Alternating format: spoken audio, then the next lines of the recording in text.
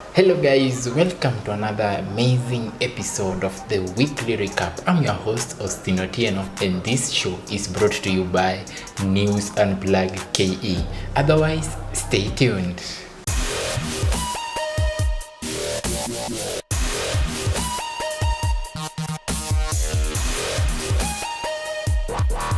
So guys, this week has been one of the most amazing week with top stories hitting headlines here and there. And today we want to talk about this thing, religion. No matter what it is, leo lazima tuguzie hii kitu, because most of the cases we fear talking about religion because we may not have the advanced knowledge, or we don't want to be victims of judging other people. But let's talk about this one because it has been hitting headlines. Okay, this thing has really affected so many pastors, like this scandal. Can I say a scandal for now? Yeah. So, but first things first, there was a video that started streaming and going viral on Monday about that Kitengela woman. I hope you remember it. Okay, let's start with that story before we come to this hot story. Now, I don't know what is happening to most families because a lot is just going on there. And to add on this, there is this issue of mental health. If you have been a victim of mental health related issues such as stress and so many things, I think if you see someone, by the way, manze, wasaidie. Okay, there was this video of Nigerian Olivia all the way from Kitengela, and this woman, by the way, is a fourth-year student in some local university within. She's a commerce student, and there was a video that on Monday started going viral about her beating and stabbing her only 2-year-old daughter. Just imagine such a case. And she stabbed that daughter like to death. And after that horrific scene was not just enough. She later then ate her internal organs of that child. Just imagine, like a binadamu it is just, I don't know, I can't imagine it. But then there was someone recording this video. If you saw that video, by the way, I don't know, I want to know, what do you think? What do you think like really possessed this woman? Because by the way, she later came out na aka open up on why she did all this. But before that, drop me your comment. I would like to know, like, okay, people are going through a lot. Okay, can this excuse of mental health fall for this woman? Like, this woman, but they alipelekwa court. He was arraigned for like 10 days. He was taken into custody and sustained for like 10 days as the investigations were going on. Na hapo wakachunguzwa, and when he came back to like a state where she could speak, she was saying she did this out of low self-esteem, frustrations, and what she said is that she has gone through a lot with the daughter. Just imagine, she has gone through a lot with the daughter and all the suffering, so ana feel ni kama anajichukia, and that is what drove her to do such a thing. I don't know, wherever you're watching it from, drop me your comment about this story. If you saw that video, the way that man was crying, Olivia stop, like they really tried, by the way, but this thing really possessed this woman. I don't know, if you're the judge, I like posing this question to you. If you're the judge, what can be your judgment on this woman? Anyway, sasa tuende katika kanisa, that big moment that you've been waiting for. There is this Shakahola massacre. Can I call it a massacre? So in this place, there is this the founder of Good News International Church, Pastor Paul Mackenzie. And by the way, is giving the government sleepless nights because things are quitting. Hawajui wachaji mtu na nini. Like honestly, what are they? Mtu ako tu free. I don't know why he is free. Like ni kama, what is happening? I really want to know, because mimi ningekuwa judge, by the way, mtu mimi ningemfunga tu mahali, like all those accounts of murder, by the way, say the accounts of murder are over 100, like there are 103 somewhere, I don't know.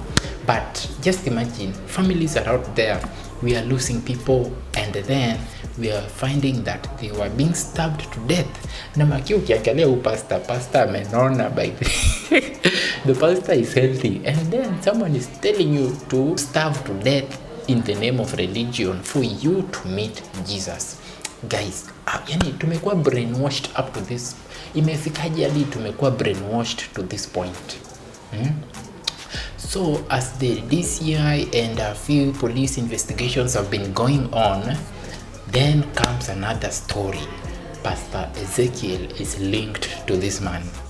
Okay, I'm not going to speak so much about Pastor Ezekiel, but I've been following this story for you guys, just for the purposes of you guys. Pastor Ezekiel ametoka mbali na sahi, you can see akiita mkutano, be sure that over 46,000 people watakuja. You can remember the one that he called in November last year in Kaserran. People came, and now this man, by the way, he has so many followers out there. I'm talking about Ezekiel. If you look at his history, amekuwa fisherman, mwingine anasema ameuza mboga. I saw some video of his video editor, alikuwa anaeleza uko TikTok, ameuza mboga, and ametoka tu mbali. So I always ask myself, like, why would someone come from such a far place, like umetoka mbali, and then all of a sudden vitu zingine zina pop up? Maybe, I don't know, maybe there are temptations. So Pastor Ezekiel, the owner of a New Life Church, by the way, yeah, this Pastor Ezekiel has amekuwa linked to this Paul Mackenzie. So after the investigations have been done, na amekuwa arrested, by the way, escorted. Hiyo video ilikuwa inashow akikuwa escorted to the police station. So he has been arraigned there in custody up to the 2nd of May, even next week after the Labor Day, by the way. So Pastor Ezekiel is there. Now the things that are coming up is that the investigations have been carried out and are being carried out. It's still ongoing. Now they've found like a transaction worth 3 million between him and Paul Mackenzie over the purchase of a TV station, kituka hiyo. And pia Paul Mackenzie sold the church to Ezekiel. And so people are wondering, how are these people linked? And again, there are a few followers who have been found in Paul Mackenzie's Shakahola farm, the Shakahola forest, the people who are buried there. A few are believed to be Ezekiel followers from the church.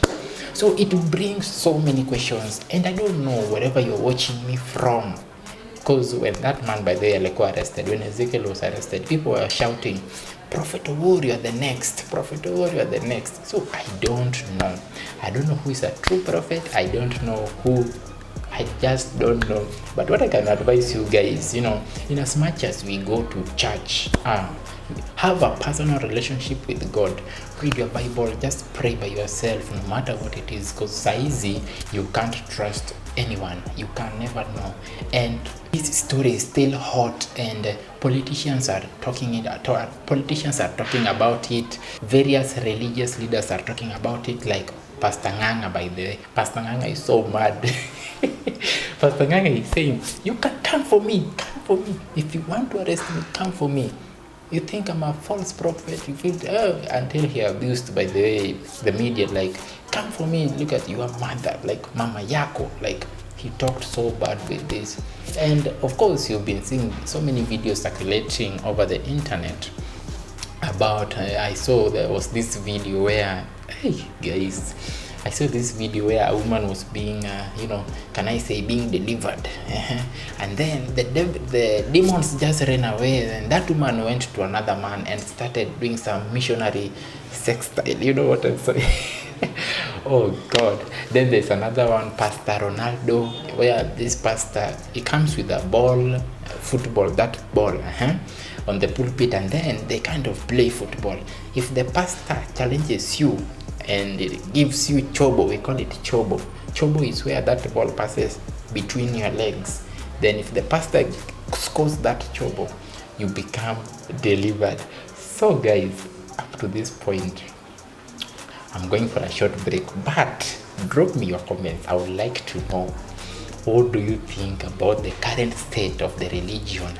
And before we go guys, there is this story. By the way, you've seen images of our first lady, the president, Paul Mackenzie in these meetings. Like, it brings a lot to our thought. So this story is still under investigations, and when anything comes, of course, News Unplugged got you. With this, we go on a short commercial break. Don't go anywhere too far.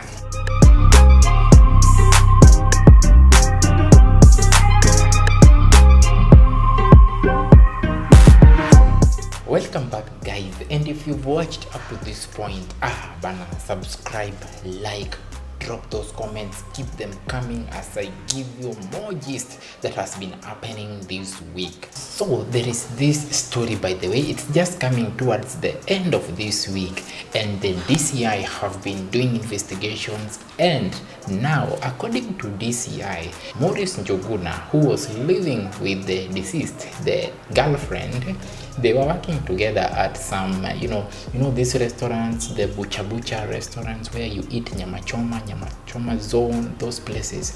So this duo were working in such a place, and Maurice, the boyfriend, was a chef at that place, and the girlfriend, who is now deceased, was a cashier in that busy nyama choma joint place. And now these people, it happened that one day when they were supposed to report to the job, the girlfriend did not show up, and he told the other colleagues and the staffs that the girlfriend got another job and she may not be able to come. And on that same day, Maurice went and bought gunia, this kasak, a white sack, that So Maurice bought that and went back home, and this is according to DCI, the body of that lady was stuffed in a suitcase, this traveling bag, and then using that white gunia, Maurice went to dump this body to an unknown place. Just imagine, like, umebeba tu mwili. Okay, I don't know, but I don't know if we have serial killers in Kenya because this thing is so sad. But how I wish the DCI could come with a good report that would show how this woman was killed, because the CCTV, according to what they found out, the CCTV captured Maurice taking this bag to somewhere. Yani hata ijulikani, when you have fear and everything, you've killed someone and that worringness. So Maurice dropped this, can I call it a package, dropped this package at the nearby residential apartment on a certain gate. And one morning when the landlord of that place woke up, ndio wakapata hii mwili hapo, and they reported the case. And now Maurice has been arrested, and the investigations are still going on. Together with the phone of the girlfriend was found with the cousin. You see, the DCI have followed this case up to where Maurice bought the sack from. So they've gone to interview that person to draw more conclusions. So guys, that story is still fresh, and it's still in court, and it's still under investigations.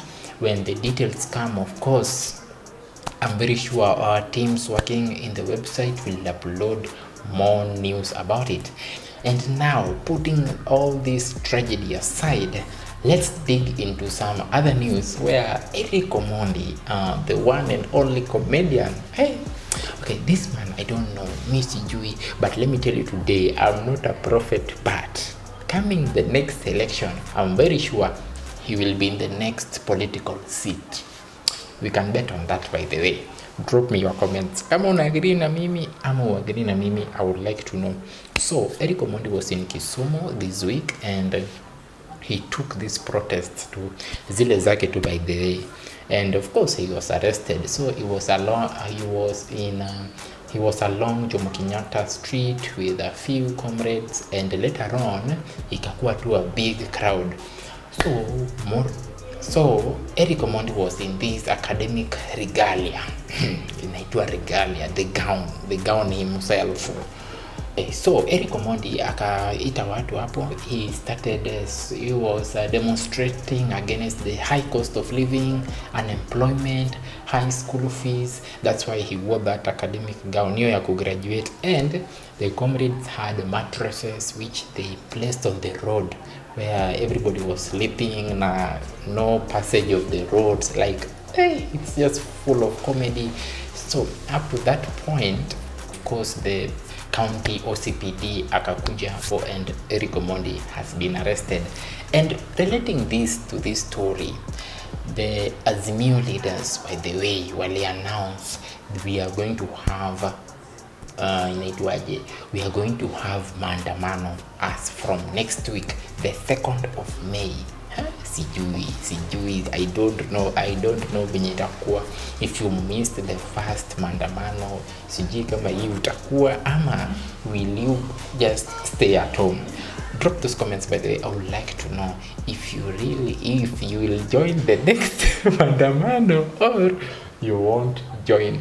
Because by the way, Baba ameannounce kitu and I don't know how it will be. Baba akisema amesema.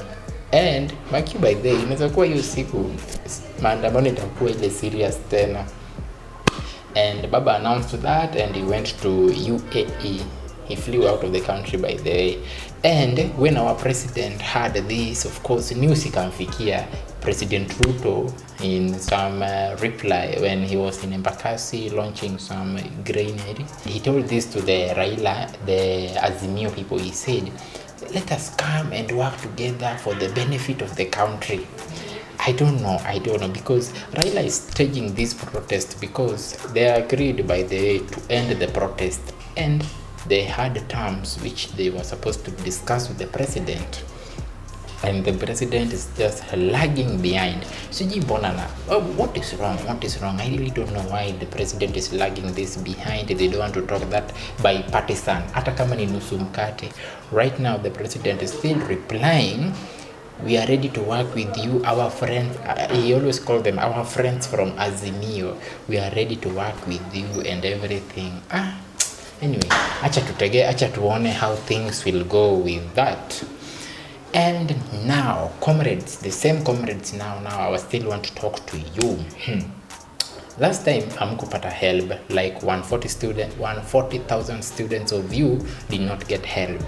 Anyway, what is coming up again is that not really coming up, but help itakuwa inalipwa na M-Pesa. Just imagine, help will be coming through M-Pesa. This was after a partnership with the Safaricom, of course, na the M-Pesa, and so a lot of those details yenye huwa mnajaza hapa na pale hazitakuwa sana, lakini hapa kwa pesa, just imagine help inaingia kwa M-Pesa. Like, you guys make sure mtumie pesa vizuri, sikuwe tu ni sherehe na nini. Help ikiingia kwa M-Pesa, manze, it is so tricky. Pay your fee first. Pesa ni shetani. Make sure you pay your fees first before you use that money. And other good news is that the governor of Nairobi County, by the way, he was in parliament when the finance bill was being passed. The governor was trying to fight for you guys, such that every weekend we have a free parking in Nairobi County. And that is a good news. Let's all just hope hii promise yake itakuja na ikuwe kweli, because every weekend, by the way, there is no serious business in the county, and the county is generating a lot of revenue from the parking fees. So the governor is trying to make sure if we get a free parking every weekend in Nairobi County, I think most people will go to work. Sana every weekend a lot will be being attracted, and of course bado revenue itakuwa pale. So let's just hope all this goes through, na weekend itakuwa tu sherehe na unapark tu free hapo. Hata kama una biashara, at least umejiunga tu weekend ni kupark bure. And another thing is that the HIV status in Nakuru, by the way, it is increasing. I don't know the last time I visited Nakuru, but people of Nakuru, if you're intending to go to Nakuru, make sure you carry the necessary tools, okay? Because the HIV status in Nakuru is very high. Make sure you carry the necessary tools. So guys, we are coming to the end, but with all this news hitting us here and there, mara Ezekiel ameshikwa, mara maandamano inakuja, mara HIV imekuwa huko. No guys, come on Sunday, this Sunday, kujeni leo, come today on the 30th of April 2023 at Sarit Expo Center. We have a big banger for you. That is the Afro DJ Festival, and Pierre McKenna will be there, DJ John Falme, who is your guy?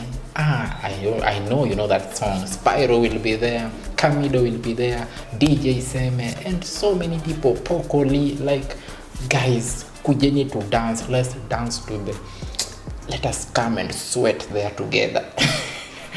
So guys, by the way, if you want all these stories, guys, you can visit our website at www.newsunplug.co.ke, and be sure to follow us on all our social media pages at News Unplug KE. I've been yours once again, Austin Otieno. See you next week, same place, same time. Bye.